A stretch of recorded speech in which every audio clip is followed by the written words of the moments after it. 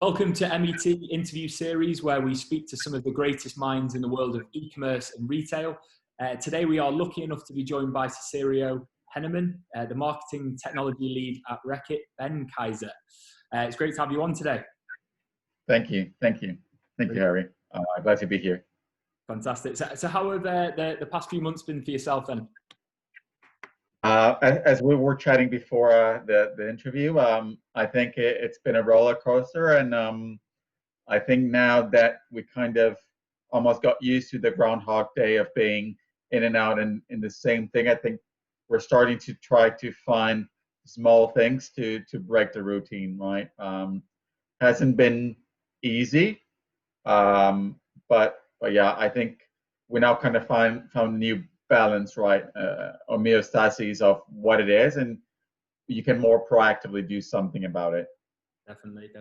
And you mentioned before that as a business that working from home till sometime next year then has recently been announced. Yeah. So I think it's a funny one, right? I've joined tech because I always wanted to work from home. I think that has always been like an advantage that I thought I could profit from. And I joined Reckitt in January, so I spend most of my time now working from home for the company. I was lucky enough to go to 2 events in February in Amsterdam and meet a lot of people across the business. But as soon as the events were gone, it was March 6th when we were told, yeah, you guys might want to go home just for us to test our IT reliability, and we never came back. Crazy, isn't it? Absolutely crazy. But once in a lifetime thing, hopefully, touch wood. Hopefully. But yeah, I mean, first of all, it would be, to sort of kick things off, it would be really good to get a brief understanding and a bit of a background on yourself, as well as, how you've ended up at RB, as well as a top line understanding of your role and position there. Yeah, cool. I think I've always loved digital, right? The internet. I joke to people that the reason why I might be so ahead of them, and no disrespect to them, but I've been spending my last 20 years in the internet, right? From IM systems and anything that has to do with computers has been a personal passion. So it obviously makes everything a lot easier for me. There's a blend almost to what I do in my free time and what I do for work, and obviously that has helped great yield for my career. I have a background in business, so I'm not a computer science guy. I'm not a engineer, right? But I think a role that I've maybe pursued in the past, and I see that it speaks a lot to what is the type of work that I like doing most. It's almost like a solutions engineer, right? But because I have this this business background, and I've was brought up in a more marketing kind of business-led mentality of owning a business and thinking about it. It has been almost like a crossbreed between the two things, right? So a little bit of the applied mathematics that you have in business, the whole tech passion, which is front and center for me, and then most recently the CPG world, right? That was what brought me into Reckitt. Career-wise, I've been working for large companies for most of my life. So I've started, my tech experience at first was at hardware at Dell Computers, a first internship. So from the get-go, the type of company very similar in their ways of working. Then I've done consulting, I've done agency work, I worked in proper tech firms on media buying. Then I joined dunnhumby on the most modern things that they had around addressable TV, connected TV, as well as Facebook measurement. And that kind of made the shift to the client side with Reckitt to be able to enable them digitally, right? Fantastic, brilliant. Well, a whole host of experience. And I mean, very sort of prime to the sort of current environment we're in with, we've seen digital transformation explode over the past 6 months. So that sort of leads us on to the next question, in terms of how businesses that traditionally, rely on retailers, other third-party sellers to distribute and sell their products like RB, how are these companies starting to adapt and innovate, in this current market from your viewpoint? I think that is a great question, right? And how can we reach consumers these days? Mhm. I think I have worked for Dell, and Dell has been doing that direct to consumer for many years. So it's almost inbred in people's mentality. But when you go for a CPG, it's very different Mhm. because sometimes your products are not very high value add, or their price points are much different than a notebook or from a lot of products that have originated on a D2C. So you really need to evaluate that P&L and think, what is the solution, right? It's not about the product anymore, but Mhm. about the solution that you can bring to consumers that makes sense for them to come to you and not go to a marketplace, Yeah. right? And I think it's harder for some brands or some companies than others. And Reckitt has a multitude of brands. Mhm. So I find that a particular challenge, right, for us. And so that really leads us nicely into the next question in terms of the direct to consumer model. We've seen so much over the past month around all these businesses. How do we gain that first hand data of who our customers are? So do you think the direct to consumer approach is right for every business, or is there a certain type of business where it's just not going to work, that D2C approach? I think people need to think about their P&Ls, right? You need to look at the numbers and think, what is the solution that you can bring to people that will make sense for them Mhm. first and foremost, right? You need a consumer first approach. Um, and then you need to look internally. Do you have the ability to deliver? Do you want to get in that space? Um, and again, does it make sense in terms of investment? Or do you want to go with a marketplace strategy, right, where you partner with other people that can do that? And you find a win-win situation where marketplace owners win, and you win yourself by selling through these people, Yeah. right? And it's not a straightforward calculation. Yeah. How much does it cost to acquire a new customer, right, on a DTC environment, especially when you need to transform the business on top of that? Yeah, 100% agree. And in terms of then the data then, so if you're looking at, a D2C versus, sort of marketplace and retail options, what sort of data are you able to generate from these marketplaces and the retail companies that you're working with, and how reliable is that data that you can generate? So I think the interest of the marketplaces are not to lose their marketplaces. Mhm. So naturally, the amount of data will be limited. Mhm. Um, and then it begs the question, what is the online journey that you will offer your consumers so you can maybe bring them somewhere else, Yeah. right? And do you offer a user experience online that is better or at least comparable to a marketplace, right? And I think that sometimes for a CPG company, it's not their bread and butter. Uh, it's hard to find talent that is doing all of these things, right? I think those questions are usually harder to answer than the data itself. Yeah. You have the death of the third-party cookie, so you'll need to eventually own that data, Mhm. right? It could be even your CP, your seller, right? It could be Tesco, it could be Sainsbury's. They're also they also have their own websites. They're also almost like online marketplaces these days, right? Tesco has a huge share uh, on online sales, and it's probably bigger than their regular market share. And I know that last year was a small part of their business, and I'm sure that it has grown significantly. I've received Tesco CEO email the other day saying they have now 1.5 million deliveries a week, So that. right, from point 0.7 when it started. And having worked at dunnhumby, I know a few of the figures from the inside as well, right? Yeah. So I can only imagine how much that means in terms of their revenues, how many more people come to their website, how much more data you harness under, club cards and loyalty programs in general. Yeah, and it's next to none.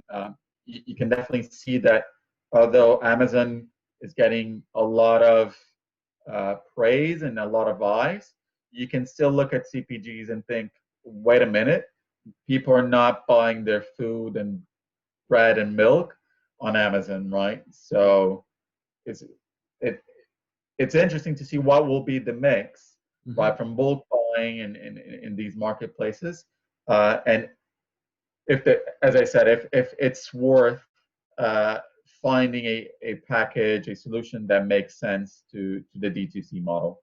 Yeah, definitely. Fully agree with that. Fully agree. And what are some of the changes then that you've maybe experienced firsthand or seen, within the industry from a digital transformation point of view over the past 6 months, during the sort of COVID period? Is there anything that's been particularly accelerated from your viewpoint, or anything that has, changed? I think for all CPGs, they had already been in this track, right? And I think the biggest challenge for us is still to be able to deliver, right, the products and to deliver what we need to do in the end of the day. I think if you have known anyone from Reckitt, Reckitt is a super fast moving company already. So I don't see it getting any faster, right? You can see in the news that we have a lot of out of stock, a few of our products. You've seen that, we play a huge part on the current situation as well.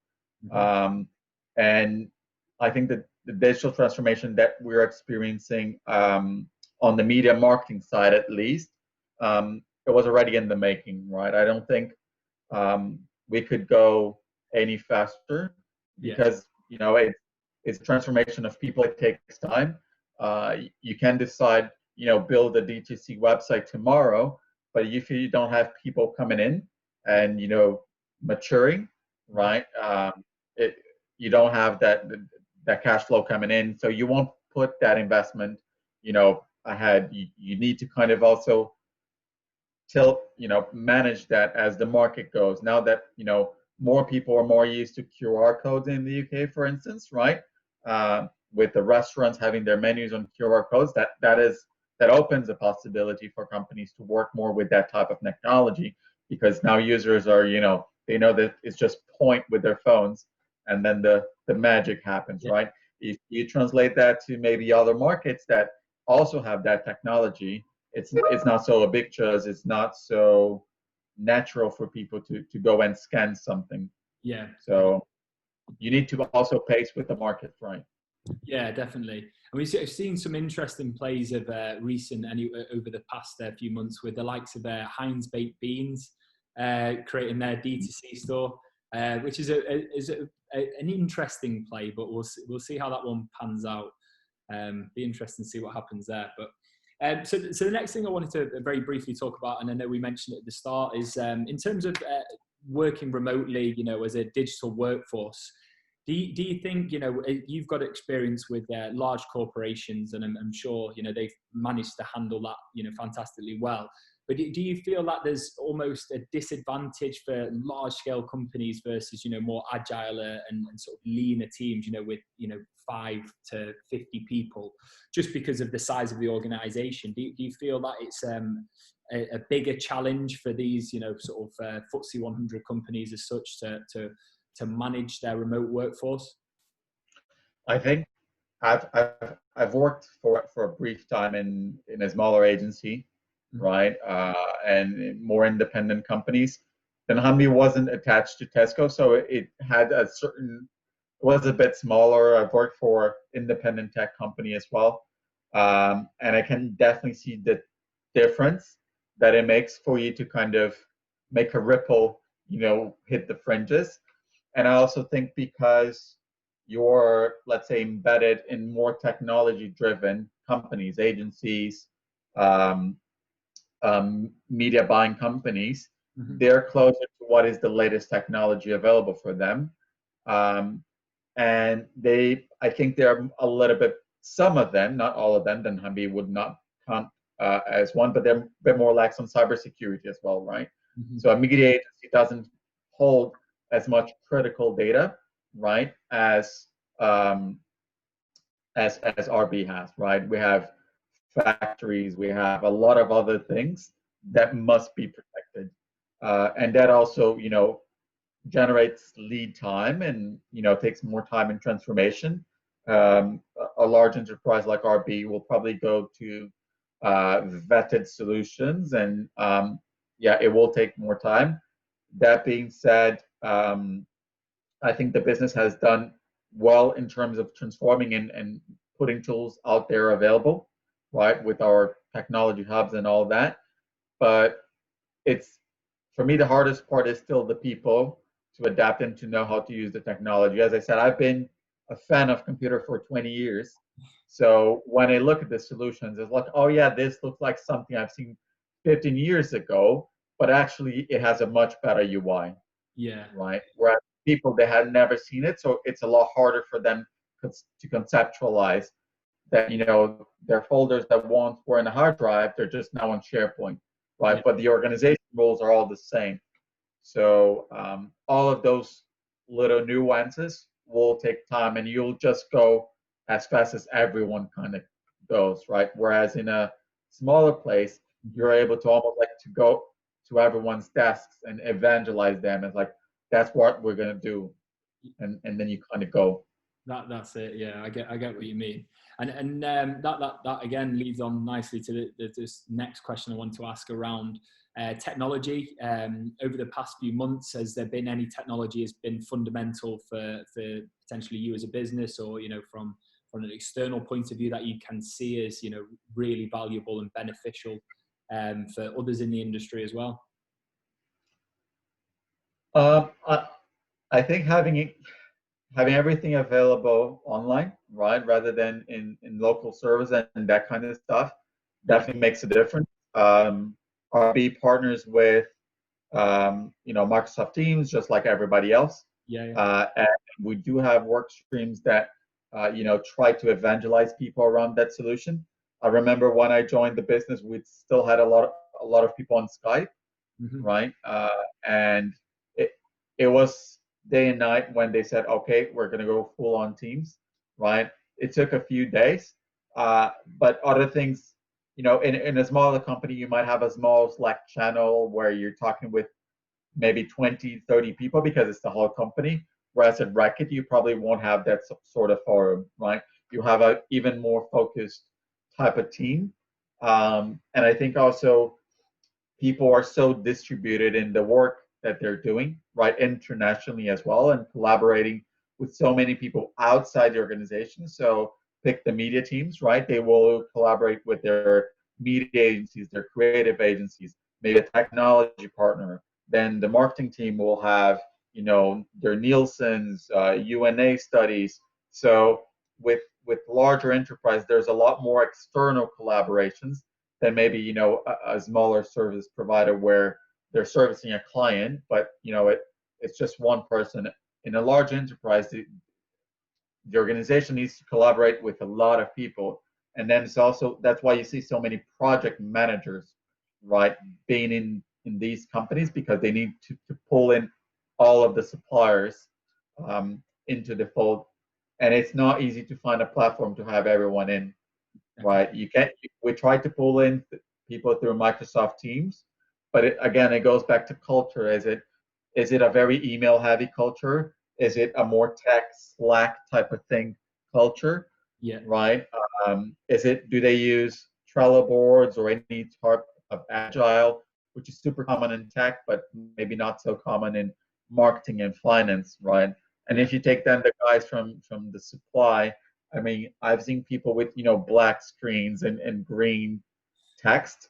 So I'm sure that there are a lot of legacy systems out there that make it hard for supply chain or even banking. Right? We know banking also has like things that are super old because it's what holds everything together. That's it. Yeah, it's a difficult thing to get everyone unified onto one system anyway, isn't it? But so to finish off, really, what are the biggest learnings over the past half a year or even of 2020 for yourself What have they been from even, anything from a remote working standpoint to, just a personal point of view? Is there any sort of big learnings or takeaways from this year for yourself? I think one big personal learning was that I thought I would enjoy more working from home. Yeah. I think now I'm ready to do a mix or to work from somewhere else. It doesn't need to be the office. It could be a office, right? I'm a firm believer of distributed work, right? I mean, my role as a marketing lead for Western Europe means that we're naturally distributed as a marketing team. I work with the guys in Italy, so it's not like I'm gonna, go down there. Maybe in the old days I would take a flight, right? I would spend maybe a couple of days, enjoy and actually meet the people, build a little bit more rapport. But I think that distributed sense is something that I might see as a trend. I don't know then, policies, companies, and the security aspect of everything, as well as, putting talent together, right? I think that's something to reflect on. And then the other aspect of digital transformation is that you might want to, push it super hard on it, but you need to give people the time to grasp the new concepts, right? They need to internalize those new concepts and how things are being done, right? If, let's say, now that everyone is talking about AI and these things, what does it actually mean, right? What the hell is linear regression, right? What is a statistical model, and all of those concepts that, most people don't read about that in their free time, and they probably didn't have that in university either. So it's a lot to take in, and from basic stuff around data and how it works, from the most complex concepts that might come in with the digital transformation, right? It's super heavy as a theme, and it might not be everyone's cup of tea, but we need to bring at least the concept so they know what we're talking about, and they can use as business users these solutions that are new to the business. Nice way to finish off. Brilliant. Well, I won't keep any more of your time. It's been really good to speak to you and listen to a bit more about obviously yourself and your views on digital transformation and what's been going on in the market. But it's really good overview, and it's been great to talk with you. Yeah, same, Harry. Thank you for giving me the platform to share a few of my thoughts, and happy to help. Fantastic. Brilliant. Thank you very much, Cicero. Cheers. Thanks, Harry.